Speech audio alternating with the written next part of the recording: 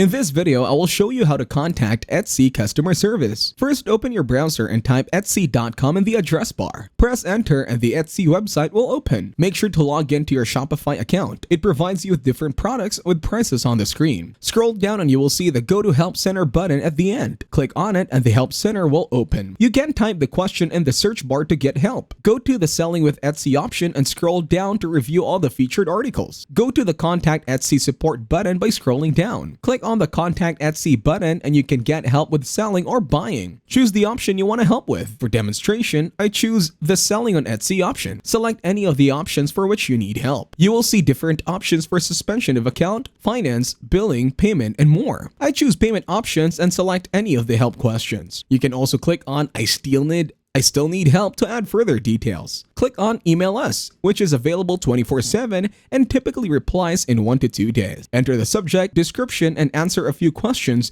about the help you needed. After adding information, click on Send to help. Check out the link given in the description to create your account on Etsy. If this video was helpful, please consider leaving a like and subscribing to the channel. With that being said, I will see you in the next video.